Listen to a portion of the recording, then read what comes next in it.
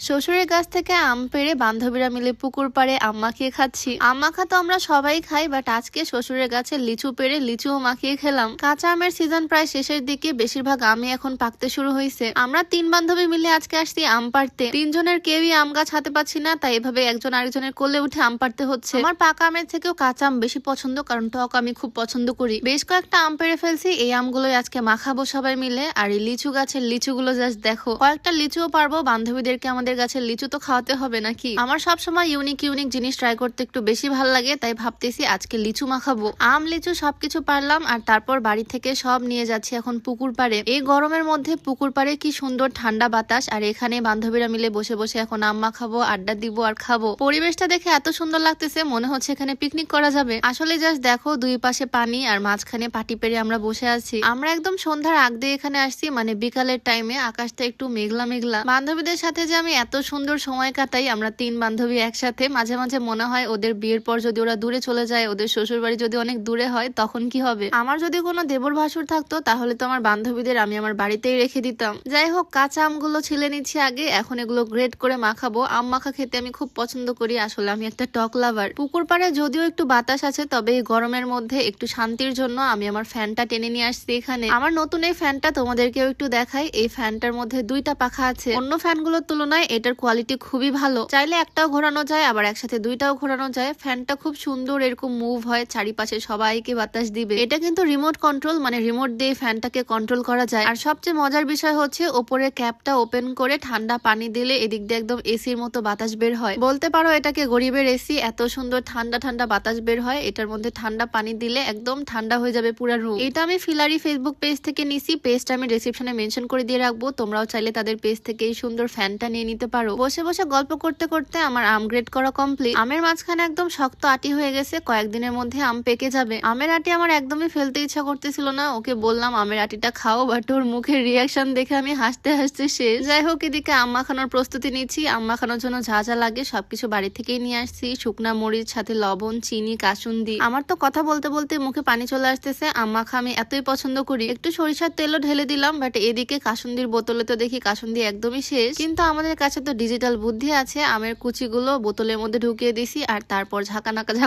ঝাঁকিয়ে ঝাঁকিয়ে আমগুলো আবারও দিয়ে দিলাম আম মাখার মধ্যে। আমাদের আম মাখাই কমপ্লিট হয়নি, এদিকে আশেপাশে আবার বৃষ্টিও শুরু হয়ে গেছে টিপ টিপ করে। এই যে আছে আরেকজন, যে শুধু খাওয়ার বেলা থাকে। আর আম মাখানোর পর ওকে দিয়ে টেস্ট করালাম, যদিও ওইসব মাখা টাকা খুব একটা পছন্দ করে না, এগুলো হচ্ছে মেয়েদের খাবার। আম মাখার এই ঝোলটা আমি সবচেয়ে বেশি পছন্দ করি। আমি শুধু অপেক্ষায় থাকি কখন সবার আম খাওয়া হবে, আর লাস্টের ঝোলটা আমি খাবো। আম খাওয়া শেষ করে আমরা বসে পড়লাম লিচু ছিলতে। লিচু তো আর বেশি